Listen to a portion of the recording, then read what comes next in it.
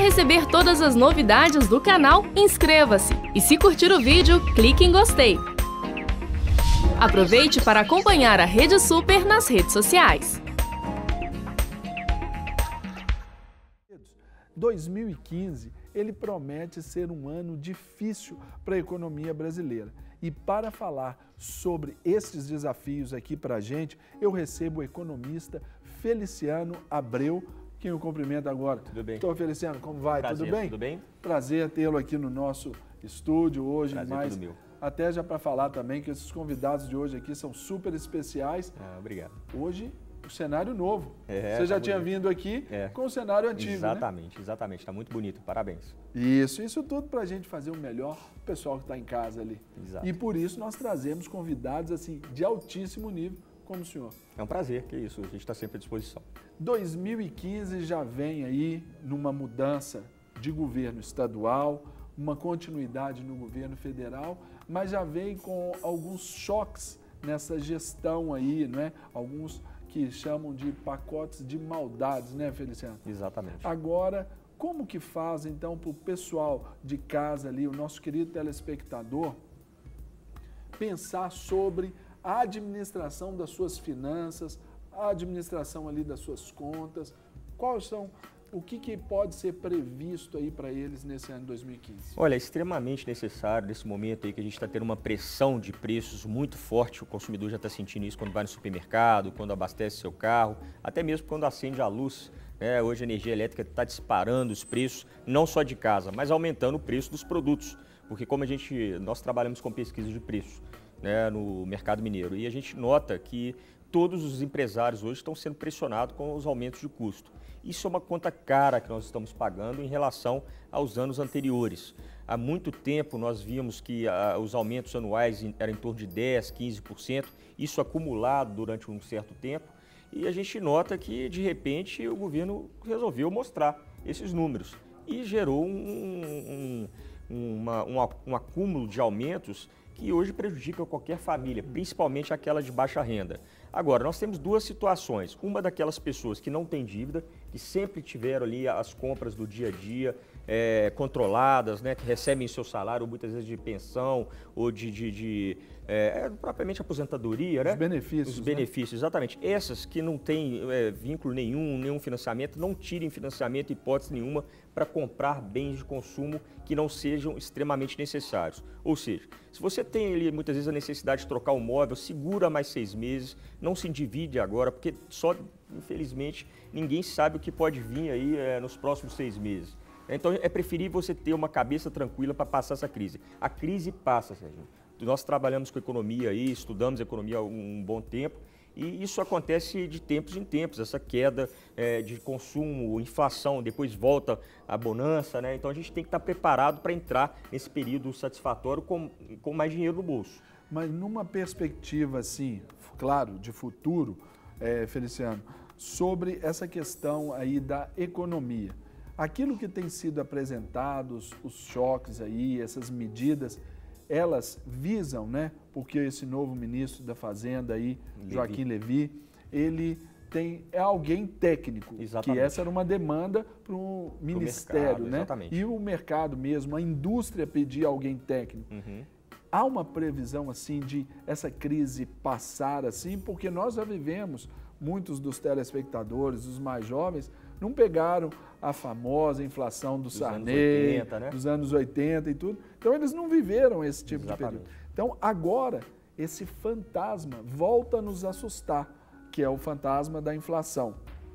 Essas medidas, elas estão sendo tomadas, na sua avaliação, não estão no caminho certo? Eu acredito que sim. Na verdade, esse ano de 2015 é um ano para pagar a conta, né? Pagar a conta dos erros cometidos, inclusive pelo outro ministro que nós tivemos. Então, a gente nota que é necessário realmente esses ajustes. Infelizmente, quem paga a conta é sempre o consumidor e muitas vezes também o empresário, nesse caso também, né? Pagando impostos mais caros, inviabilizando a sua produção e colocando preços altos porque ele não tem condições, senão ele quebra. Aí o consumidor, por sua vez, não tem o seu salário aumentado, né, como deveria, não consegue comprar ou compra muito menos. Então gera aquele ciclo na economia que é a redução de consumo e a inflação não para de subir. Por quê? Porque o custo de produção está muito alto. Nós tivemos aí, e eu volto sempre a insistir, a energia elétrica, para quem tem uma indústria, uma padaria, um açougue, que tem que manter ali a carne congelada, né, os laticínios dentro de uma geladeira 24 horas, isso gera um custo muito alto. Né, para a própria família mesmo, manter ali a sua casa do dia a dia. Então,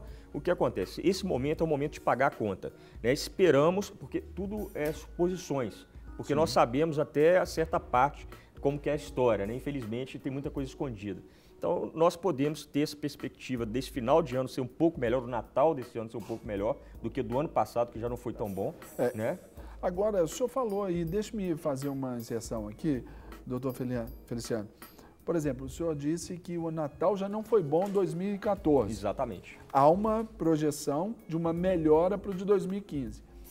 Essa piora, essa queda no Natal de 2015, o Natal que é uma data importante para o setor do comércio e do mercado, foi também, a gente pode acrescentar a essa conta aí, Copa do Mundo, eleições, isso tudo de uma forma...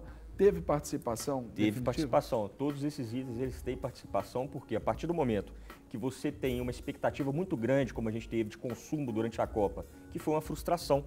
Né? Você imagina quantas empresas se prepararam, investiram esperando a Copa. Setor hoteleiro, por exemplo, em Belo Horizonte. Exatamente, né? Que já não é um setor que fatura tanto, porque a gente não tem tantas movimentações como São Paulo e Rio, né, de turistas. Então esperavam muito isso e não tiveram o retorno. Mas o pior, normalmente, essas empresas, elas fazem investimento com o quê? Com o banco, né, para fazer, né, comprar camas novas, colchões novos, televisões. Até as próprias edificações, né? Exatamente, muitos hotéis reformas, foram reformados e construídos. Alguns nem entregues, né, porque não deram tempo de ser entregues. Então, tudo isso gera realmente uma frustração. Economia tem muito da emoção das pessoas, né?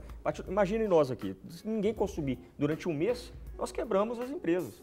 Por quê? Porque se nós ficarmos aí tristes, né, preocupados em gastar, tudo isso interfere. Agora, o consumidor não consegue ficar muito tempo sem gastar. Por isso que a gente prevê que uns 6 meses realmente de pagar a conta, de colocar a casa em ordem, até mesmo da fábrica, da indústria, do comércio, né, para que você possa realmente depois consumir sadiamente, sem entrar nesses juros abusivos que nós pagamos aí, que muitas vezes aí, compra carro, IPI, promoção do carro, agora IPI reduzido. A gente viu acontecendo isso ano passado diversas vezes.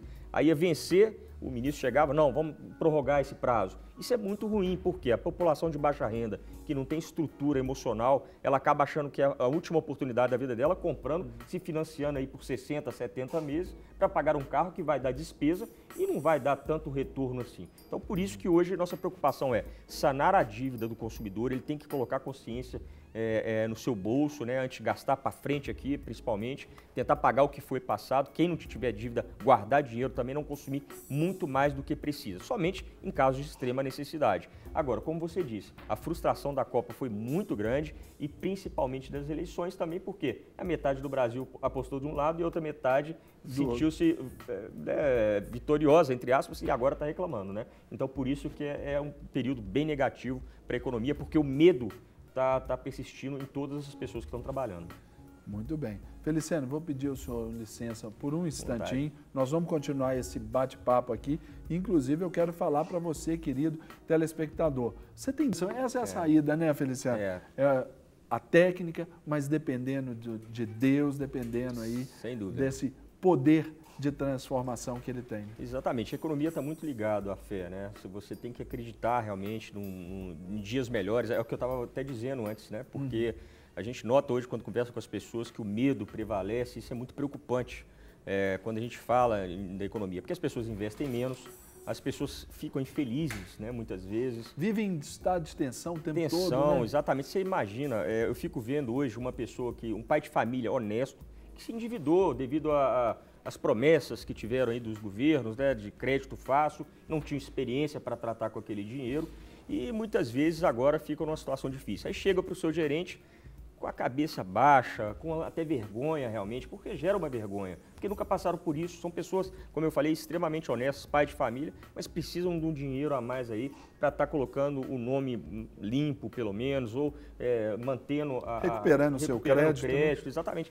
E isso acaba com a pessoa, né? O psicológico da pessoa, a autoestima, muitas vezes acontece até das famílias brigarem, né, entre si, como aconteceu também no crédito consignado, né, o estímulo ao crédito consignado, que foi justamente para as pessoas aposentadas, isso foi um grande erro. Os pensionistas, porque você imagina, a pessoa trabalha a vida toda, aí de repente chega ali no almoço de domingo com a família, a sua filha pede que o marido dela não consegue tirar um crédito porque o nome dele já está sujo, ele consegue um crédito menor, aí o pai vai na boa vontade para ajudar a família, só que a pessoa não cumpre. Isso aconteceu com diversas famílias, né, e hoje estão pagando caro por isso, mas a gente tende aí a ter uma boa perspectiva, porque a tendência, a partir do momento que a gente coloca o problema, né, nas mãos de Deus e também na consciência nossa, que a gente possa estar realmente tomando conta da nossa vida financeira, a gente toma precauções, tanto para o futuro, e começa a agir em determinado passado que a gente teve.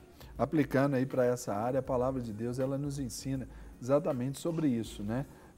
Num outro contexto, mas a gente pode usar a interpretação dentro disso aí, que fala que quando o apóstolo Paulo diz para Timóteo, olha, você deve guardar a sua fé e a boa consciência. Exatamente. Porque alguns que rejeitaram a boa consciência naufragaram na fé. Feliciano, agora para perguntar aqui, você disse aí sobre esses créditos que foram excessivos, alguns extrapolaram. Você entende que o brasileiro ele se deslumbrou com essa ascensão, talvez, de classe, né? Aquele que estava na classe D foi para C, passou para B e o B passou para A.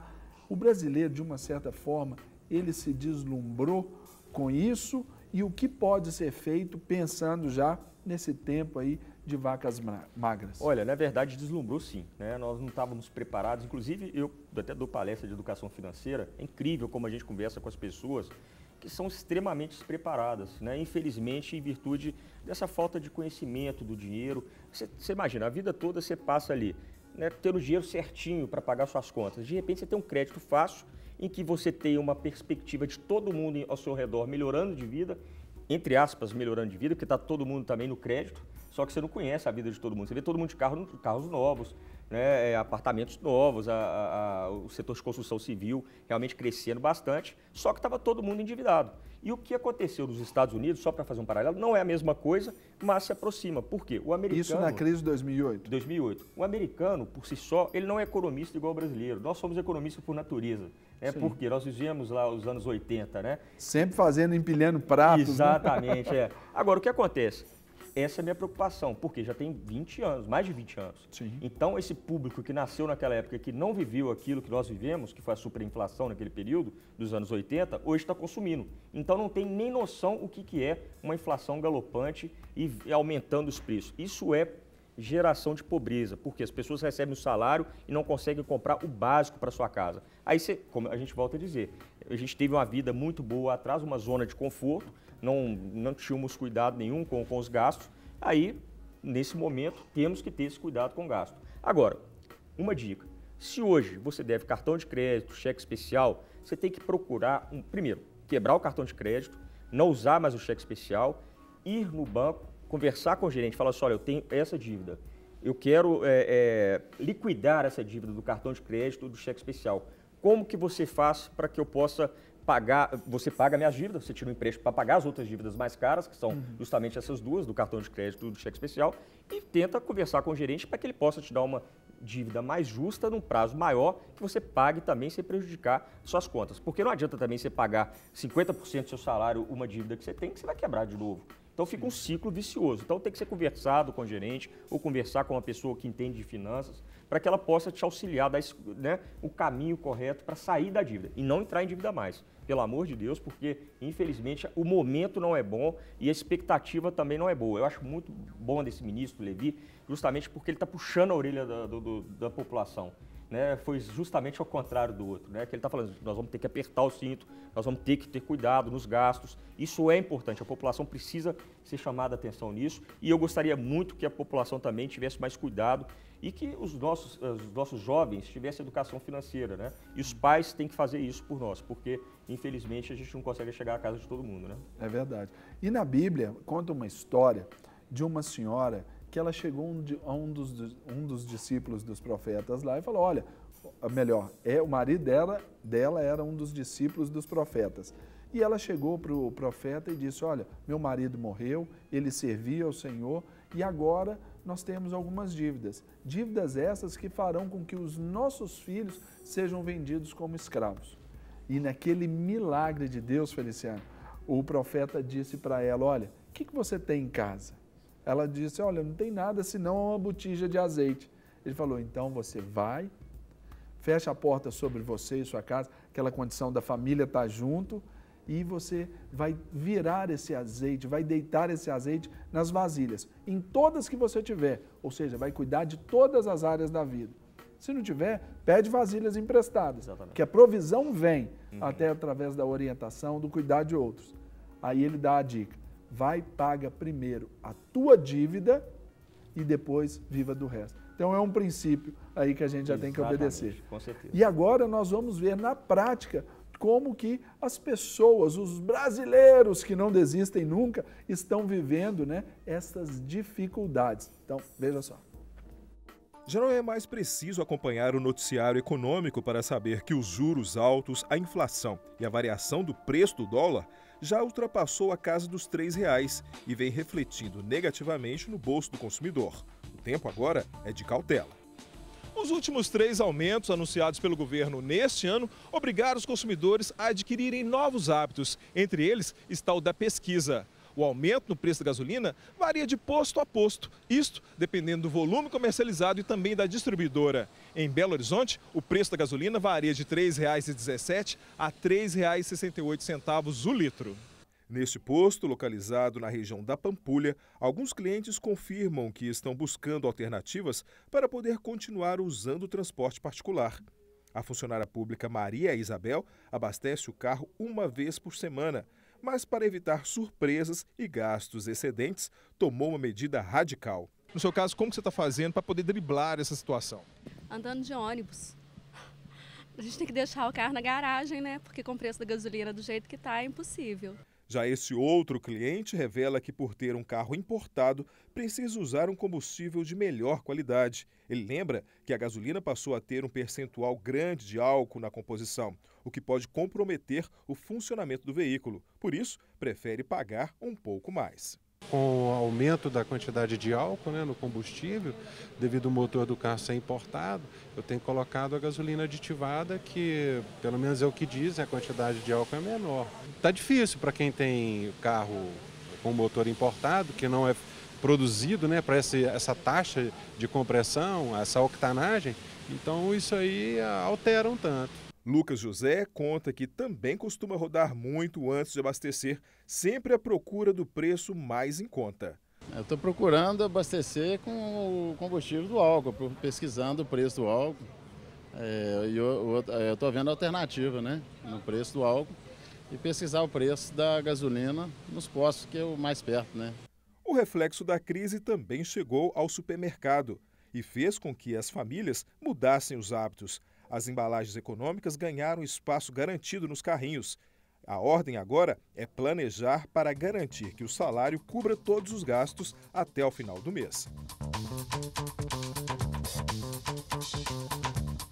Com a inflação batendo as portas, Viviane resolveu mudar a rotina.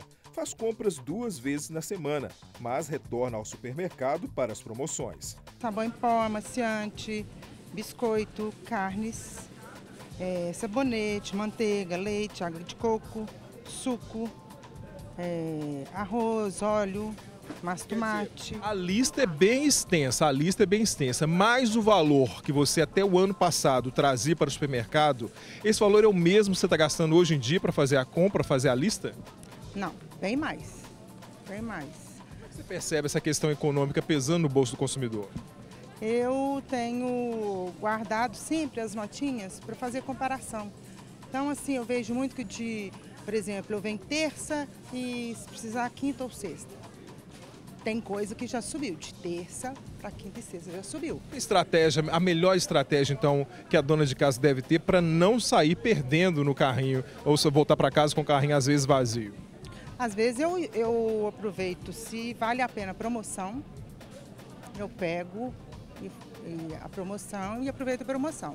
Mas eu tenho feito mais assim, aquela compra que vai dar para a semana. Então toda semana eu compro aquilo que vai dar para a semana. Para quem precisa adquirir produtos diferenciados, seja pelo costume de consumir alimentos de determinada marca ou manter a saúde, a conta no final do mês fica mais cara. A aposentada Linda Vieira compra com frequência produtos para atender às necessidades da neta, que é vegetariana.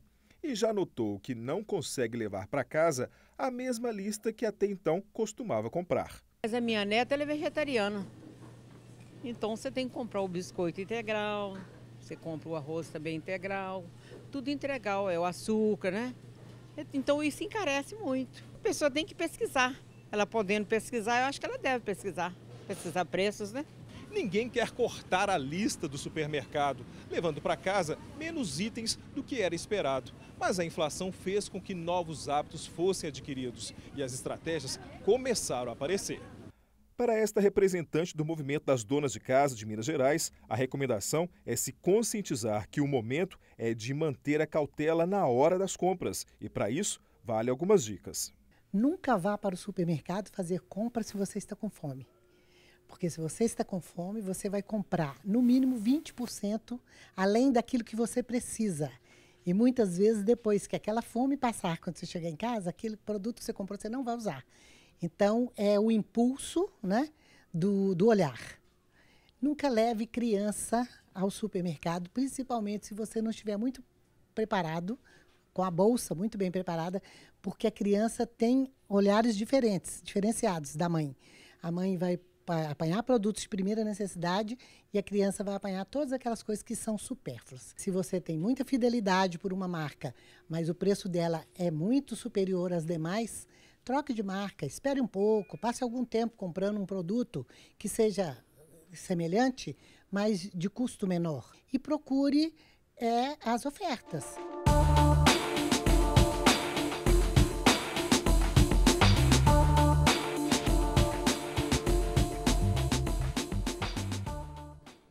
Brilhante reportagem do nosso querido Neriberto Rezende. Neri, um abraço, brilhante matéria, está de parabéns. Feliciano, nós vimos ali sobre os hábitos. É um tempo de mudança também de hábitos e de pesquisas. Hoje, mais do que nunca, a pesquisa de preços entre estabelecimentos, com aquilo que você vai comprar, adquirir, tem que ser colocado em prática, né? Exatamente. Você sabe que nós trabalhamos com pesquisa de preço há 15 anos, né, praticamente, e é extremamente importante o consumidor hoje aproveitar as informações que ele tem antes de ir nas compras, ou até mesmo durante as compras. Por quê? Hoje você tem os smartphones, né, que você tem todos os preços dentro do celular. Você pode consultar ali, muitas vezes você tem aquela dúvida, nossa, será que esse arroz está tão caro assim? Eu não sei, semana passada, né, eu comprei, ou mês passado. Então você consulta o preço, se tiver mais barato ou o preço pelo menos abaixo do preço médio, você já está fazendo um bom negócio. Então o que acontece? Voltando a dizer, naquela época dos anos 80, nós tínhamos os jornais. Você pegava o jornal, ia no supermercado ou prancheta, né, que ainda perdura. Mas hoje a velocidade da informação é muito grande e nós, consumidores, temos que aproveitar isso, que é justamente pesquisando o preço, sabendo a informação, pelo menos do preço médio. Então, o conceito do preço médio é muito simples. É muito difícil o consumidor ter informação de todos os preços ao mesmo tempo. Mas você tendo a informação do preço médio que é cobrado, se todo mundo comprar abaixo do preço médio, o que acontece com quem está acima? Tem que reduzir o preço para sobreviver, porque uma empresa só sobrevive, um comércio só sobrevive a partir do momento que ele vende e circula a sua mercadoria. Então, a partir do momento que todo mundo comprar abaixo do preço médio de mercado, a parte de cima tem que reduzir o preço e com isso o preço médio vai caindo nas próximas compras. É uma coisa muito simples de se fazer, é igual combustível. É difícil você guardar um número tão grande, né, devido à evolução do preço principalmente. Mas guarde o preço médio da sua região. Hoje o etanol é vantajoso em Belo Horizonte. E varia muito de região para região. Varia. Né? Para você ter uma ideia, hoje o etanol tem a variação de 35% entre o mais barato e o mais caro. 35%. Para quem abastece um tanque por semana, ele ganha praticamente que um tanque no final do mês. Né? Quem economiza, quem pesquisa e quem abastece em qualquer lugar. Então nós temos isso comprovado por números. É importante hoje o consumidor fazer a parte dele, que é pesquisar preço, questionar, muito cuidado com as ofertas. Né? É isso aí, é isso que eu ia te pedir, porque você tem essa dica aí sobre a promoção, né? Nem sempre a promoção é o melhor negócio. Pois é, porque o que é o conceito da promoção e oferta? Promover o produto dentro do próprio estabelecimento. Não quer dizer que ele é promover o produto perante ao mercado. Não quer dizer que ele é o mais barato em todo o mercado. Quantas vezes nossos pesquisadores chegam até rindo no mercado mineiro, por quê? Eles chegam lá e falam assim, olha aqui, o panfleto da promoção está R$3, sendo que no resto dos estabelecimentos está R$2,50, R$2. Por quê? Porque era R$3,50, ele passou para R$3, realmente é uma promoção dentro daquele estabelecimento, mas não é perante ao mercado. Então tem que ter muito cuidado. Por isso que a noção de preços é importante o tempo todo. E a emoção, né? Porque como a gente viu na reportagem, você muitas vezes vai com fome, né? Leva a criança. Eu sou até a favor de levar a criança, porque é nessa época que você tem que dar educação financeira para o seu filho. Mostrar para ele a diferença de preço, como a gente teve nos ovos de Páscoa, que dava diferença de R$30. Você comprava um brinquedinho para a criança ali e mostrava que ela valeria a pena. Muito mais a pena. É. Feliciano, chega uma pergunta aqui de uma nossa telespectadora, a Expedita de Belo Horizonte, e ela diz assim, gostaria de saber se essa crise vai afetar a poupança.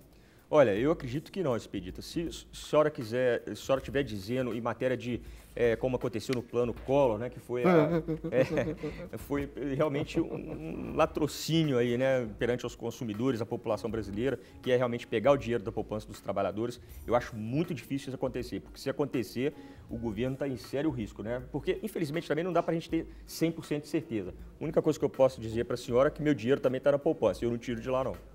Muito bem. Feliciano, eu queria agradecer a sua participação aqui conosco no nosso De Tudo Um Pouco, Casa Nova, e esperamos, na Casa Nova, recebê-lo mais vezes aqui. Estou sempre à disposição. Porque esse ano nós vamos ter muito assunto aí, né? Vamos sim, a gente está sempre à disposição lá no site Mercado Mineiro. É um prazer estar aqui falando com seus telespectadores e a casa está muito bonita, parabéns. Obrigado. Aí, você que está acompanhando aí o nosso De Tudo Um Pouco, conversei agora com Feliciano Abreu, economista e diretor do site Mercado Mineiro. Para receber todas as novidades do canal, inscreva-se e se curtir o vídeo, clique em gostei. Aproveite para acompanhar a Rede Super nas redes sociais.